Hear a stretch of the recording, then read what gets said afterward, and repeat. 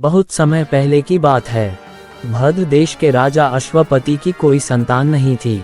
उन्होंने संतान प्राप्ति के लिए एक ऋषि से मार्गदर्शन करने को कहा। तब उन ऋषि ने राजा और रानी को बताया कि अगर दोनों मिलकर तपस्या करके माँ सावित्री जी को प्रसन्न कर लें तो उनके घर एक तेजस्वी संतान पैदा होगी जो अपने माता पिता और देश का नाम रोशन करेगी। वेद माता गायत्री और देवी सरस्वती को भी सावित्री कहा जाता है। राजा और रानी ने ऐसा ही किया। दोनों ने मिलकर प्रजा का पालन करने के साथ साथ 18 सालों तक माँ सावित्री जी की उपासना की, जिससे माँ सावित्री जी ने प्रसन्न होकर उन्हें एक तेजस्वी कन्या के माता पिता बनने का आशीर्वाद दिया। इसके बाद में महारानी ने एक अत्यंत सुंदर और तेजस्वी कन्या को जन्म दिया। चूंकि उस कन्या का जन्म माँ सावित्री जी की कृपा से हुआ था, इसलिए राजा ने अपनी पुत्री का नाम भी सावित्री ही रखा। राजा ने अपनी बेटी सावित्री को हर प्रकार की उच्च शिक्षा दी। सावित्री भी अत्यंत रूपवती, गुणवती और आदर्श स्त्री थीं। जब राजकुमारी सावित्री बड़ी हुई और विवाह योग्य हो गईं, तो राजा को उनके विवाह की चिंता सताने लगी, क्योंकि राजा को अपनी पुत्री के समान योग्य वर नहीं मिल रहा था। तब राजा रानी ने सावित्री से कहा कि पुत्री, तुम समझदार हो, हम चाहते हैं कि तुम अपने वर का चुनाव स्वयं करो। तुम जिसे अपने वर के रूप में पसंद करोगी, हमें वह स्वीकार होगा। अपने माता पिता की सहायता करने के लिए सावित्री अपने एक मंत्री के साथ देशाटन पर निकलीं। इस दौरान वह कई अच्छे राजाओं और राजकुमारों और गुणी लोगों से मिली, लेकिन उनमें से कोई भी उन्हें उपयुक्त नहीं लगा। फिर यात्रा करते करते सावित्री उस वन में पहुंची जहां साल्व देश के राजा घुमतसेन अपनी पत्नी और पुत्र सत्यवान के साथ एक झोपड़ी में निवास करते थे। सत्यवान बहुत सुंदर, गुणवान और आदर्श पुरुष थे। सावित्री जी ने जब सत्यवान को देखा तो वह उनके सौंदर्य और गुणों से बहुत प्रभावित हुईं। सावित्री ने अपने मंत्री से सत्यवान के बारे में पता लगाने को कहा।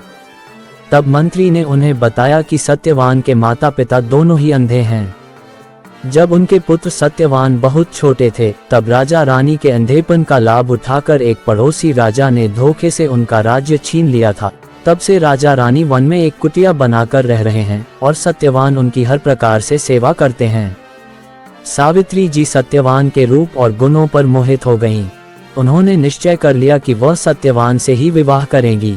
ऐसा संकल्प करके वह अपने मंत्री के साथ अपने महल लौट आईं।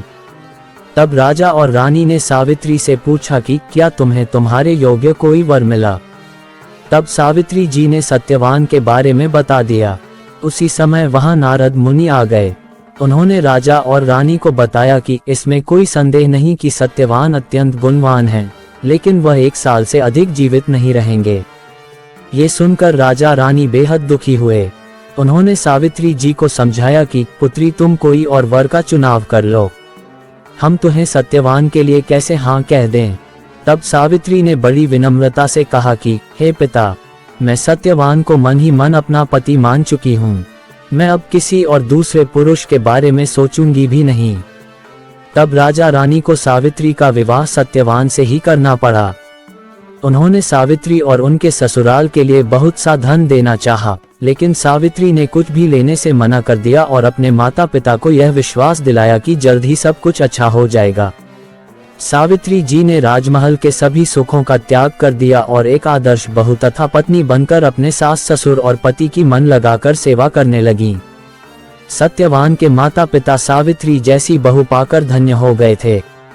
वहीं सावित्री यह भी जानती थी कि सत्यवान अल्पायु हैं, इसलिए वह सत्यवान की लंबी आयु के लिए कठिन से कठिन व्रत भी रखने लगी।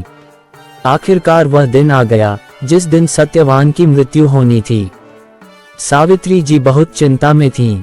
जब सत्यवान रोज की तरह लकड़ियां काटने के लिए वन में जाने लगे तो सावित्री जी ने कहा कि आज मैं भी आपके साथ लकड़ियां काटने चलूंगी। सत्यवान ने मना किया, लेकिन सावित्री जिद करने लगीं। सावित्री जी की जिद पर सत्यवान उन्हें अपने साथ वन में ले चलते हैं। सत्यवान एक पेड़ पर लकड़ियां काटने के लिए चढ़ते हैं कि तभी अचानक उन्हें चक्कर आने लगते हैं।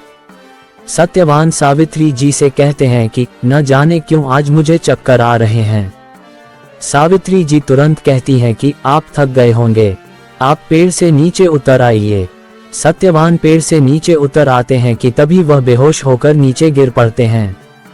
सावित्री सत्यवान को इस अवस्था में देखकर बहुत घबरा जाती हैं और जोर जोर से रोने लगती हैं। तभी सावित्री जी देखती हैं कि सामने भैंसे पर सवार कोई देवता आए हैं जो सत्यवान को अपनी तरफ खींच रहे हैं। दरअसल वह यमराज थे जो सत्यवान के प्राण लेने के लिए आए थे। सावित्री जी उनसे पूछती हैं कि आप कौन हैं और मेरे पति के प्राणों को अपनी तरफ क्यों खींच रहे हैं। तब यमराज सावित्री से कहते हैं कि मैं यमराज हूं और तुम्हारे पति की आयु पूरी हो चुकी है, इसलिए मैं उन्हें अपने साथ ले जा रहा हूं। तुमने अपना पतिव्रत धर्म इतनी निष्ठा से निभाया है कि मेरे दूत तुम्हारे तेज के सामने आ न सके, इसलिए मुझे स्वयं ही आना पड़ा। तुम्हारे सतीत्व के तेज के कारण ही तुम मुझे भी देख पा रही हो। इतना कहकर यमराज सत्यवान के प्राण लेकर वहां से चल पड़ते हैं। थोड़ी देर बाद यमराज पीछे मुड़कर देखते हैं कि सावित्री भी उनके पीछे पीछे चली आ रही हैं। वह सावित्री जी से कहते हैं कि देवी, तुम अपने घर लौट जाओ, मेरे पीछे ना आओ। इस तरह पीछे पीछे आने से कोई फायदा नहीं होगा, मैं अपने कर्तव्य का पालन कर रहा हूँ। तब सावित्री कहती हैं कि मैं भी अपने पतिव्रत धर्म का पालन कर रही हूँ। मैं अपने पति को छोड़कर जीना नहीं चाहती, मुझे रोकना असंभव है। तब यमराज सावित्री से कहते हैं कि मैं तुम्हारे पतिव्रत धर्म से बहुत प्रसन्न हूँ। तुम एक काम करो, तुम सत्यवान के प्राणों को छोड़कर मुझसे कोई भी 3 वरदान मांग लो और वापस लौट जाओ। ये सुनकर सावित्री यमराज से कहती हैं कि हे प्रभु, अगर आप मुझे इतने ही प्रसन्न हैं तो मेरे सास ससुर को उनकी आंखें और उनका राज्य वापस दिला दीजिए। मेरे माता पिता को एक पुत्र का आशीर्वाद दीजिए, क्योंकि मेरे बाद उनका और कोई नहीं, और मुझे भी पुत्रवती होने का आशीर्वाद दीजिए। यमराज सावित्री को ये तीनों वरदान देकर चल पड़ते हैं। इसके बाद यमराज फिर पीछे मुड़कर देखते हैं कि सावित्री फिर भी उनके पीछे पीछे चली आ रही हैं। यमराज सावित्री से कहते हैं कि मैंने तुम्हें तुम्हारे मनचाहे तीनों वरदान दे दिए, फिर भी तुम मेरे पीछे पीछे चली आ रही हो। इस पर सावित्री यम से कहती हैं कि हे भगवान, आप मुझे पुत्रवती होने का आशीर्वाद दे चुके हैं और मेरे पति के प्राणों को अपने साथ लिए जा रहे हैं, तो मैं पुत्रवती कैसे होऊंगी, क्योंकि मैं कह चुकी हूँ कि अपने पति के बिना जीवित नहीं रहूंगी। ये सुनकर यमराज को ध्यान आया। वह सावित्री जी की चतुराई और धर्मपरायणता से अत्यंत प्रसन्न होते हैं। यमराज तुरंत सत्यवान के प्राणों को मुक्त कर देते हैं। सत्यवान फिर जीवित हो जाते हैं। सत्यवान के माता पिता को उनका खोया हुआ राज्य और अपनी आंखों की रोशनी मिल जाती है। वहीं सावित्री के माता पिता को एक पुत्र रत्न की प्राप्ति होती है। इस प्रकार सावित्री अपनी तपस्या, कर्म और धर्म से सभी के जीवन में खुशियां भर देती हैं।